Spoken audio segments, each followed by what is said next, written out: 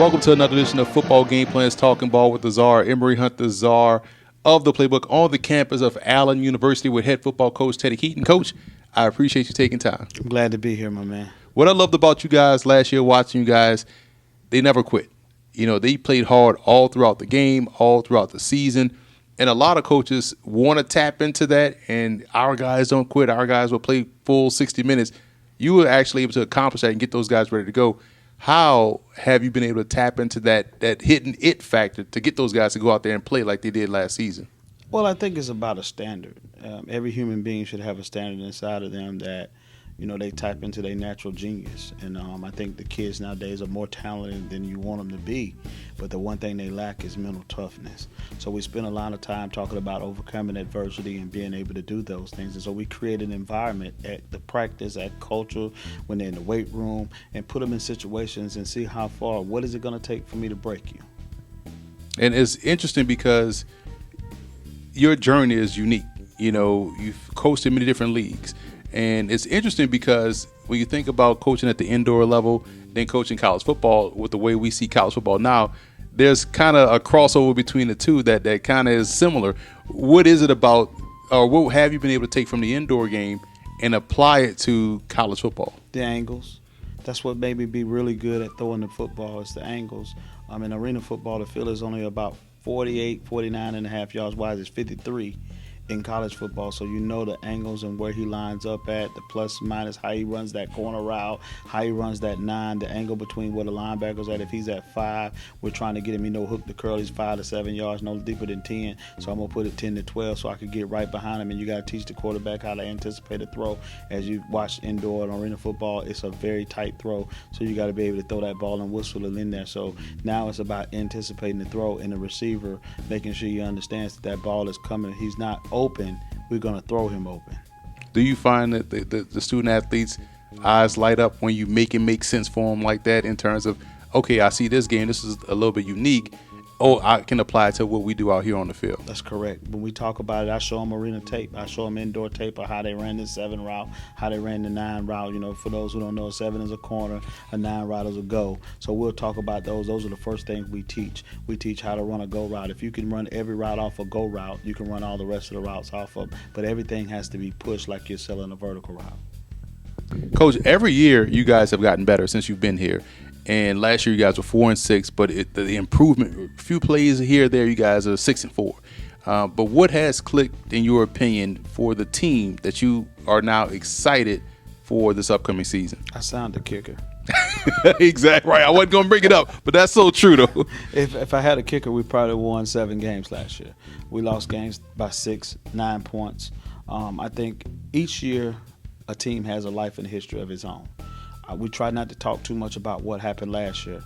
We go into a new season when we leave football season in the fall. We go into winter workouts. So that's part 1 of what we do. Then part 2 is going into spring football. Part 3 is going into summer workouts. And then part 4 is fall camp. So if we win in all those phases there and we have it set up all the way through, it's a plan. It's a program that we set it up that way that when they get here, if I can test them and find out where they at, and if everybody stays on path and on course, and retention plays a big role into that too. When you got to flip players and you lose a lot of people and you bring a lot of people in, and I think that this is the first season that I'm going to go from 1 year to the next year, and I got almost 95% of my team intact. Wow. It's fascinating at this level, and the fact that you've gone from indoor, now you're coaching at Division II, HBCU, it's a lot of organization and a lot of structure that has to be in place for you to have success, and you've been able to have that success everywhere, which tells a lot about what you do to prepare and all about your philosophies. But what is your coaching philosophy if you have to explain it to someone? Well, this was the hardest job I've ever had to do, because I don't think it's anybody that ever had to come in, long time ago, that had to build it from brick when there was nothing there.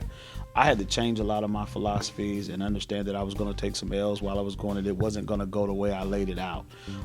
But we really just set the blueprint. The blueprint is there, and it's changed. Everything's interchangeable. Hiring the right people to be around you, executing at a high level, believing that everybody in the organization has to believe in what we're selling. The first time you don't get buy-in, you got to figure out why you're not getting buy-in. And I think along the way you have to adjust your philosophy sometimes, because some kids just don't fit certain things. And I think a lot of people go into a game coaching and think, well, I'm gonna do it this way because I did it with somebody else.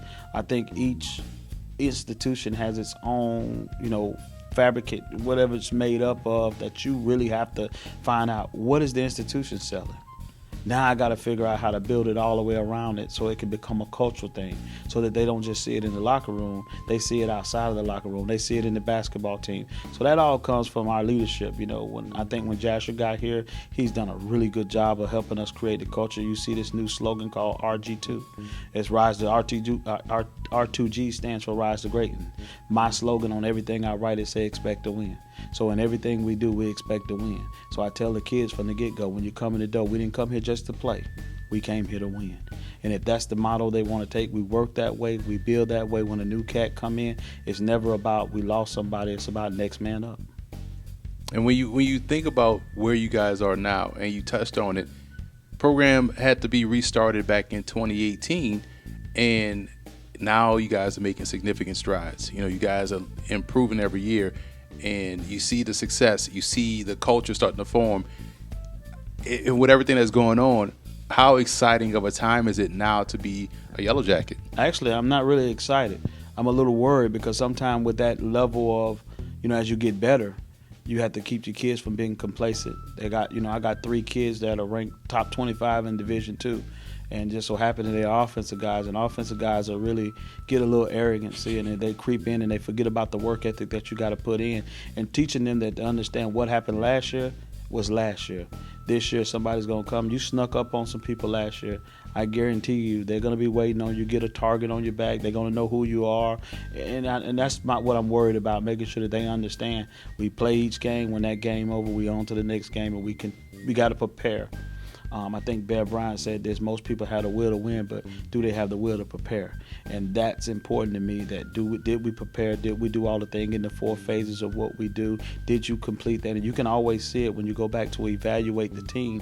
You'll find out that if we missed it in phase 1 or phase 2 or phase 3, where something didn't go right, then you understand why you lost the game or why you wouldn't. And it's not just for the players; it's the coach's mindset too. They got to understand how to prepare the kid.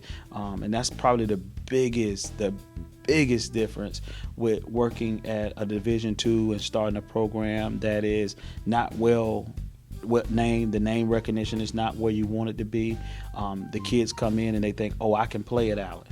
And then when they come in the door and find out that there's a whole different culture, that's changing that mindset and getting those kids to understand whatever I'm going to do, we're going to work hard for it. And the results will take care of themselves if you follow the plan. You guys are in a unique spot, Coach. You're right across the street from another university in your conference, same HBCU legacy, Benedict College, Allen University, legitimately across the street. This is not one of these situations where a school may be like 9 miles away, like Lehigh and Lafayette. They're 9 miles away, so they're technically close. But you guys are legitimately a football pass away from each other.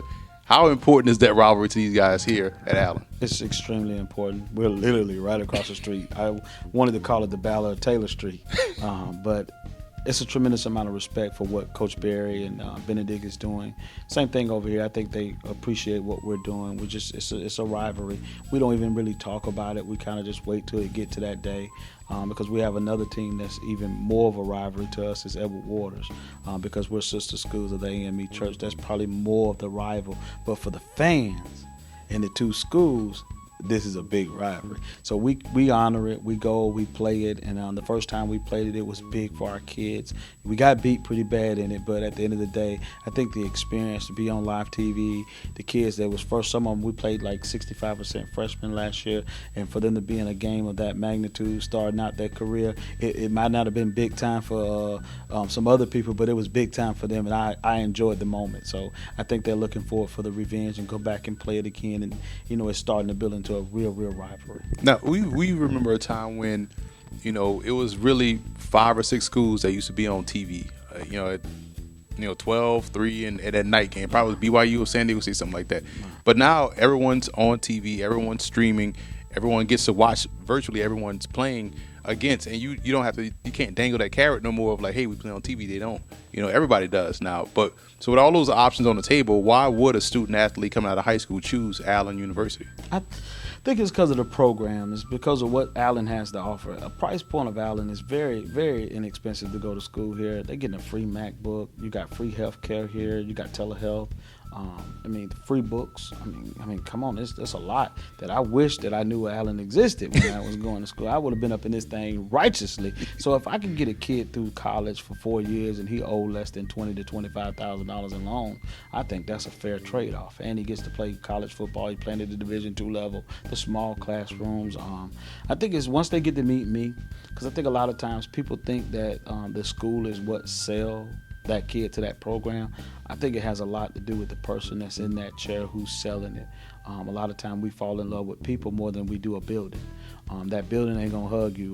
The Alabama name or the Allen name ain't gonna hug you, but Coach Keaton gonna be there for you, and the person that's there. So I think it's a relationship. So as you build those relationships, as you build them over the years, coaches trust you to send their kids, and the kids are your biggest walking billboard. So when they walk and they go home for the summer, man, I love my coach. He does this for us. Yeah, he a little hard on us, but that's what it is. As long as you take care of the people you got, I think if you do a good job of recruiting inside, it'll take care of the ones on the outside. I've gotten more players from former players that I've coached or coaches that's coaching somewhere that I've had some dealings with. I try to make sure I establish those relationships and keep those relationships. And regardless of where I go, I've been able to, establish something, because you can imagine how hard it was to come into a place that didn't have a football program and going down the street and say, hey, I'm starting a football program, and a kid be like, well, where's your stadium? Well, where's your locker room? Where we gonna practice at? Those different things of that nature there. But a lot of people came here for the fact that Coach Keaton was here, and they believe in what Coach Keaton is selling. And I appreciate every one of them, even the ones that have left. I appreciate all of them, because there would not be no Allen without that group of kids, especially from Atlanta area. And it's fascinating because we're seeing, sort of another, I always call it a third renaissance, maybe even fourth now when we talk about HBCU football. Coming off of a fantastic year, guys getting drafted. First guy drafted was from a Division II HBCU. You have the Legacy Bowl now, the All-Star Game event. Guys can look forward to that. You have multiple guys from HBCU rosters on NFL roster in NFL camps this past season. So we're seeing a tremendous growth in the Division II level. We talk about all the big schools at the HBCU level on Division II, winning games, strong conferences, winning games in the playoffs.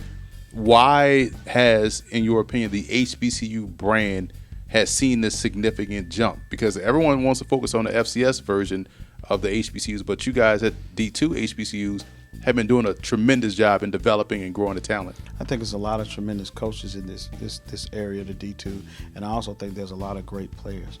If you look around in the leagues, and I want you to go do your homework on this, there's more players from Division II that's playing in the NFL actively than it is from some Power Fives.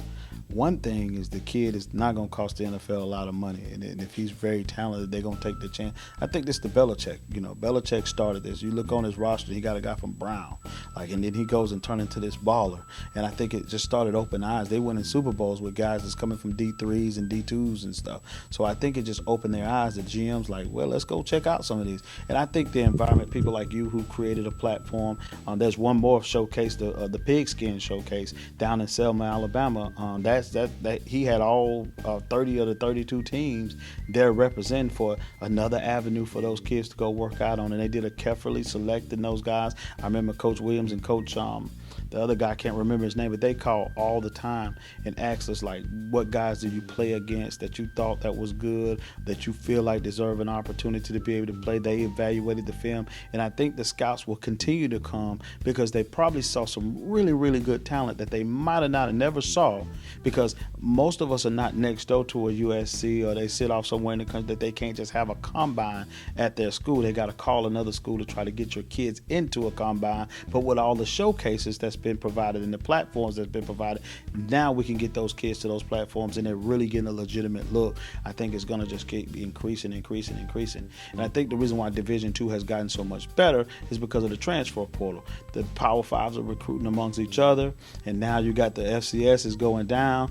and so now these kids that really could play FCS are really playing Division II, and now you got guys that are really D2 players that's possibly playing Division III, because there's a lot of good Division III teams out there that people won't give credit to, but there's some of them out there that could put it on just about anybody.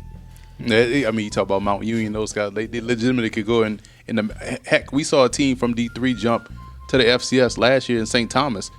Dominated D3, and they were pretty successful in their first year in the Pioneer League in the FCS. No But doubt. Coach, this has been fantastic, man. It's good to see someone take ownership of the program, really blood, sweat, and tears, starting from the ground up. All of those coaches that do that, like yourself, tremendous respect for. You can see the kids buying in, the kids starting to believe. Alan is on the come up, and I thank you again for taking time. I wish you the best luck moving forward. Thank you for having me, brother.